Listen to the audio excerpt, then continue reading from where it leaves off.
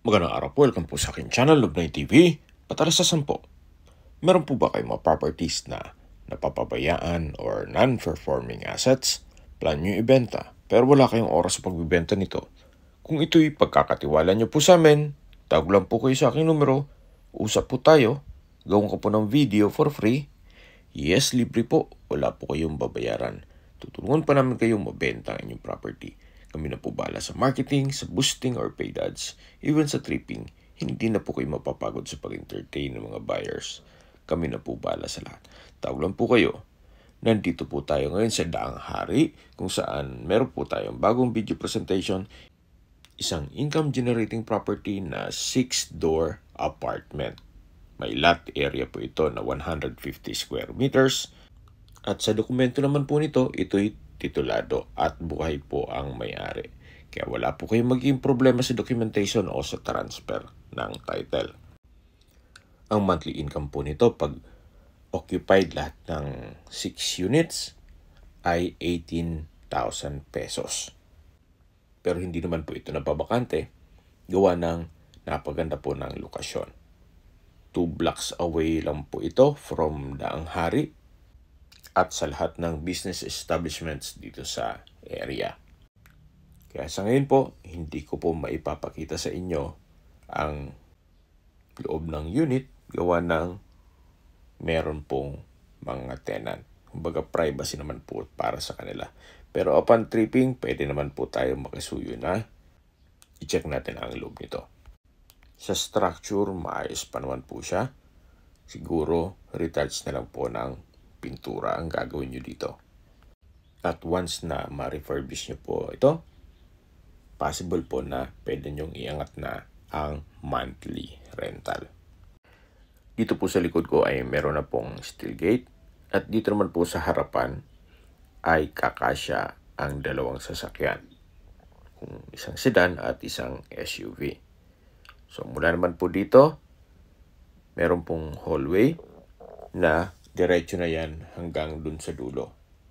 Pasensya na po kung medyo makalat. Gawa ng biglaan po itong video shoot at hindi na abisuhan nitong mga tenant. Bali po, 3 unit dito sa baba. At ito naman po yung hagdan na papunta naman dito sa second floor. Halos identical lang po lahat. Studio type na may toilet and bath. At the same time, may maliit na kusina.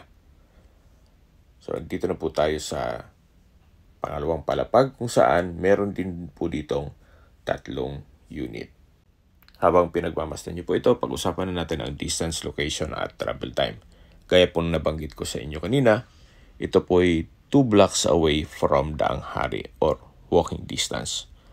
Then mula naman po sa Alabang Zapote Road, ang distance is 1 kilometer at ang travel time is 3 minutes. Mula naman po sa Alabang Town Center, ang distance is 1.2 kilometers at ang travel time is 5 minutes. Mula naman po sa Asian Hospital and Medical Center sa Alabang, ang distance is 3.3 kilometers at ang travel time is 10 minutes. Mula naman po sa Landers dito sa Daang Hari, ang distance is 1.4 kilometers at ang travel time is 4 minutes. Mula naman po sa Skyway Ramp sa Alabang, ang distance is 6.5 kilometers at ang travel time is 12 minutes. Ang Skyway po ay connecting NLEX at ibang parte ng Metro Manila. Kaya napaka-accessible po nito sa lahat. At mula naman po sa airport, ang distance is 17.7 kilometers at ang travel time is 29 minutes. Okay, sa presyo po tayo. Binibenta po ito ni owner sa halagang 6.8 million pesos net. Ibig pong sabihin, si buyer na po ang sasagot sa lahat ng taxes at expenses with regards to documentation.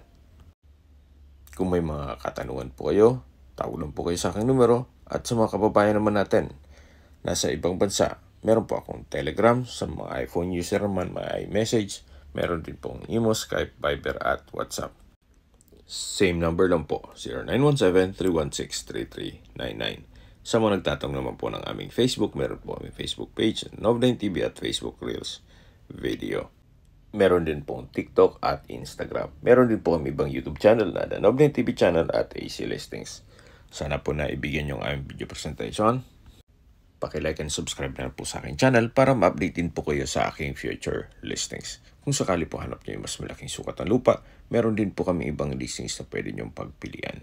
Huwag po kayong mag-atubiling tumawag sa amin, then let us know your budget para malaman namin kung anong property pwede namin i-alok sa inyo. Sa lahat pong viewer, subscriber at nagtiwala po sa amin, salamat po sa suporta. Ingat po kayo lagi at yung pamilya. Maraming salamat po.